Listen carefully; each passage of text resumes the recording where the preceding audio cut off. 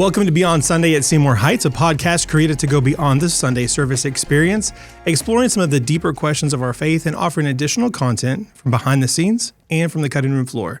Today, we're sitting down with a newer friend who comes to us with a long list of credentials. He's a professor, a Bible scholar, an author, a family man, and so much more. So welcome to the table, Dr. Rob Fleenor.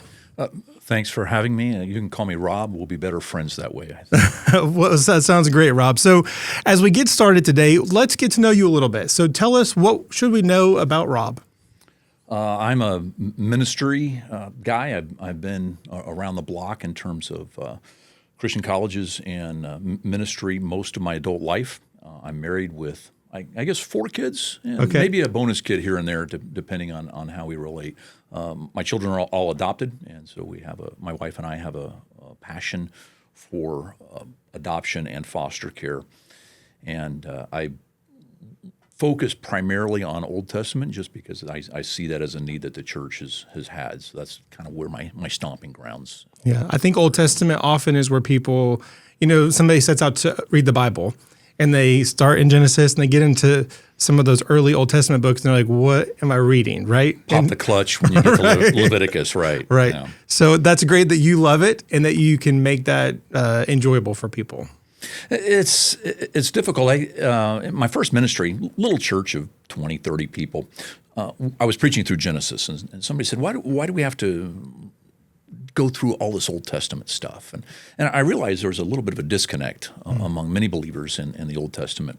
A guy by the name of Brent Strawn wrote a book called The Old Testament is Dying. And the Old Testament historically has been the vocabulary of the Christian faith. And the more we set it aside, the more we lose our roots and our heritage, and as a result, our theology as well. So I just kind of want to drive a stake in the ground in my little corner of the world, just draw people to the God of the Old Testament because he's the same one as the God of the New. Yeah, and we'll get into this a little bit more too, but you actually get to do that here at Seymour Heights. So we'll dive into that a little bit more, but before we do, how did you and your family get connected here at Seymour Heights? My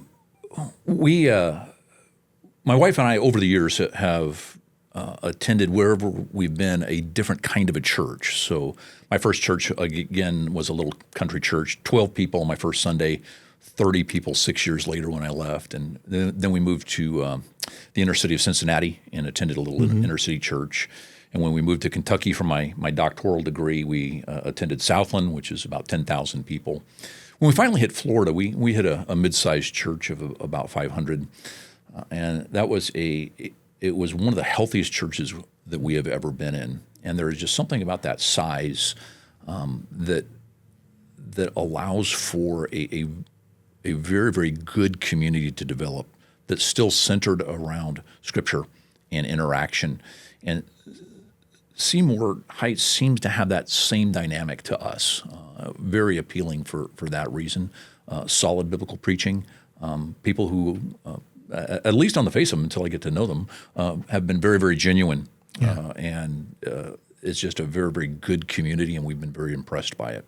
Yeah, I think you're right, too. That number makes a difference because you get into those larger scale churches, and it's hard and almost impossible, right, to know everybody or even a good chunk of the people that are a part of that body. But here, you can still see the same faces and make those connections. Yeah, we pursued different kinds and styles of churches because we just wanted the range of Christian experience. And all churches have their role. There are little churches out in the middle of nowhere that they're not doing evangelism because nobody lives there. But by golly, they're faithful in their context. And you look at the resources of mega churches, and those that are focused well are doing some phenomenal ministry because they have the resources to do it. A church is in between really can have the best of both worlds. They have enough for a broad community to be able to find some place for everyone to plug in well as they're beginning to have the resources, skill set, budget, all of that to be able to invest well in the community around them. So it's a good place to be. Yeah, awesome. Well, as I alluded to earlier, being connected here at Seymour Heights, your background, you quickly were brought in to follow Dr. Eubanks in our adult Bible study on Sunday mornings. And so I'm sure there was some mixed kind of feelings as you hopped into that role. But what are you excited about? Again, this is the group that meets Sunday mornings during the 10:30 hour, and you have been going through the Old Testament. And what does that felt like? What are you excited about in that class? I always love a church environment to teach for a couple of reasons. One, because I teach Bible at in a professional context at a university. I have a curriculum. I have to get through a certain amount of material in a certain amount of time. I have 29 or 30 sessions in a semester to cover, say, the book of Judges or Samuel or something like that. But in a church environment, I don't have a timetable. So you can slow down. Yeah, I think we spent one week on one verse out of 1 Samuel. And that's delightful to be able to do because we can go as deep as the class wants to. Mm-hmm. The second thing, though, is that in a church environment, that's the most receptive audience because every single person in the room wants to be there. And very often in spite of the teacher. But it's delightful to have a group of Christians that are hungry for God communicating through His Word. And it's incredibly humbling for me as well that I could have any part of that, of communicating that for them. So it's something that really energizes and fuels me to see people so enthusiastic about learning Scripture. It is very different, right? Having the students at a college that want to be there but have to be there. There's that line. And then people here that are just eating it up. And I know it's a very full class. But one of the things that if people are just now finding out about this, one, we'd love for them to join us, right? 10:30. That second hour, it is in the adult Bible wing or the adult classroom wing. But also it's on our website. It's on YouTube, so you can catch the class live. I don't know if that's a little bit daunting or that's exciting, but it allows more people, I think, to have that experience. And what we found with our online audience for the regular church service is it's a front door, right? People are coming in, they're getting to know who Harold is, getting to know the worship style, and then we're getting to see them in person, right? And so it's the best kind of both worlds. It's our front door, but then we get to have that relationship with them. Yeah, I kind of exist on the periphery because I'm not connected in any kind of other leadership capacity than just teaching. I was really in the wrong place at the wrong time. I happened to be sitting in the back of the room with a degree when Dr. Eubanks needed to step back just a little bit. Right. The man is phenomenal in terms of what he knows. He has forgotten more than I know, and is an amazing teacher. And he's in his early 90s, I believe, and still trying to go full bore. Somebody probably twisted his arm or something and said, step back a little bit. So we actually share the class. He still comes in once a month to teach. And so he is working through the history of the Stone Campbell movement, which is the traditional stomping grounds of Seymour Heights Christian Church. And then I'm working through 1 Samuel on days that he's not teaching. Yeah. And I don't know how long I've been doing this. I guess about 3 months now, and we're only up to chapter 5 or 6, somewhere around there. So we're not in a hurry. Yeah, and that's a good thing. But the class is full and attentive, and so that's also good. So, what about making it a little bit more personal? Now, what have you been reading lately? Whether Scripture or other scholars, what have you been reading, and what has God been revealing to you recently? Most of what I'm reading now is related to pedagogy, to teaching my students, because AI is swamping us like you wouldn't believe, and it's going to become the norm very, very quickly. Mm-hmm. And that's interesting from a teaching standpoint, because all of teaching throughout the university model has been a transmission model.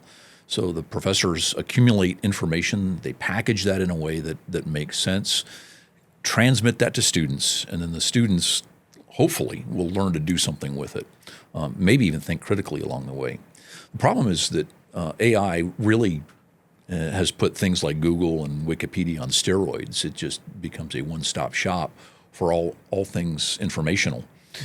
And students are using it really as a springboard for learning, and that's healthy. But there's also the potential to shortcut thinking and the shortcut to be learning any information at all. You have to know things before you can do something with those things. And so I am trying to read everything I can get my hands on how AI intersects with learning because it's unavoidable. But we are really in higher education, all education as well, at a pivot point to where AI is rewriting the rules of teaching faster than we can keep up. And so it's treading water as fast as we can just to try to adjust on the fly to everything that's coming. Spiritually, I've spent the last few years with various kinds of suffering, not so much my own, but with some students. I came from the Florida campus at Johnson University, which was closed. And there was a lot of grieving process there, a lot of pastoring and mentoring that need to be done. And I've had some students in my life that have had some severe suffering issues. And I have been really meditating and working my way through the role of suffering in faith. That's just something that God is always revealing to me, that we very often look at the happy-go-lucky faith, the smiles, as if that's the goal of Christianity. But there is no better way, I'm convinced at this stage of my journey, to find and encounter Christ than through suffering, because he suffered, and as Peter says, he left an example for us to walk in his steps. We connect better to him. We understand his love for us when we stop and ask the question, what can we suffer? What can we learn from our suffering? And so I've been intrigued by just trying to think God's thoughts after him in that, and perceive the Spirit where he's functioning. That's not something that is, I think, instinctive to me, to many of us. And so I hope I'm not too old in my life to learn to do that in a little bit better way. I think, though, that's a powerful reminder, right? That just because we follow Jesus does not mean that everything is going to be easy, right? And there is that connection of there will be suffering in life, and how we will handle it, how we'll grow in our faith through that. I think also the connection you made with some of those students that you maybe came with from Florida to Tennessee with you from Johnson, in that connection, there was a loss, there was a disappointment or whatever, that you were in the trenches with them, right? You understood that too. That allows you to minister to them in a completely different way. Yeah, there was a story a few years back from a seminary or a Christian university out on the West Coast, where some of the students were from a country where many Christians had been martyred in an attack. And many of the campus community wanted to gather around these students and pray for them and encourage them and grieve with them. And these students from this country, though, said, "We don't understand what you're doing. We should be celebrating." They were able to give their life for Christ and honored him. And that's a radically different mindset than we have. That our default in the West is comfort. And we think God's purpose then is to reinforce our being comfortable. But if faithfulness is the actual value that we are supposed to have, then we become like Paul in Philippians 4, I think it is, where he says, "I've learned to be content whether I've got a lot or whether I don't have enough." That contentment is faithfulness in spite of whatever circumstances we have, rather than let's pick the ones we like, which is comfort, and say that that's God's purpose for us to have those. So that probably comes out of my teaching as well, particularly with students when I work through things like I think I'll be teaching Job for part of a class this semester at the university, but it'll be fun. Yeah, suffering and fun. I suppose those go hand in hand. It's a different worldview. It's a different perspective for sure. That I think so many of us in our country just don't have the bandwidth to imagine some of these people that are across the world that are really suffering for their faith and growing in that. Yeah, and very often in the West, we look at persecution as, somebody doesn't want us to post the 10 Commandments in our schoolroom, rather than being hacked to death by machetes. And there's no comparison. And to the extent that we're myopic, that we keep our understanding of our brothers and sisters all over the world, where we shut that out and aren't aware of it, our faith doesn't have a chance to mature.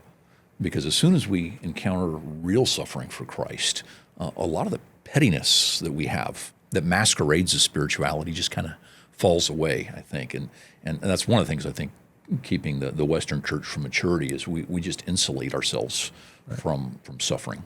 I think that too. Another member in your class is Bob Berry. Yeah. And takes a trip to, is it Uganda, I believe. And I think that's, for us as believers, sometimes it's getting out of that bubble, getting out of that space, getting away from what that comfort zone is, whether that's going to AICM, like we recently had a group go to, or go serve in an inner city mission where that's just outside of your comfort zone. But then further, go out of the country, go to some of these places where it's not maybe legal to practice Christianity, or it's not legal to be there under the guise of mission work, And I think that really quickly opens your eyes to the reality of what we're dealing with. Yeah, it tends to kick the sides out of the box of your theology. The church I was at in the inner city in Cincinnati had bullet holes in the steeple.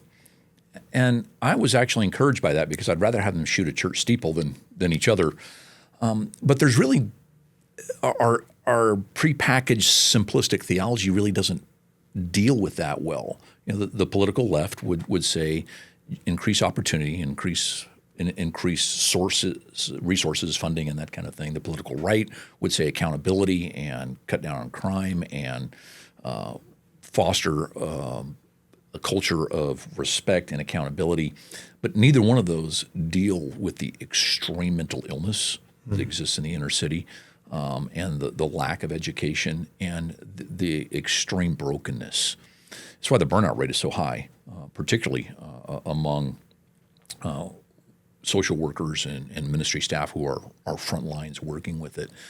And you're absolutely right. There's something to be said to encountering suffering outside of your bubble to expand your faith. Yeah.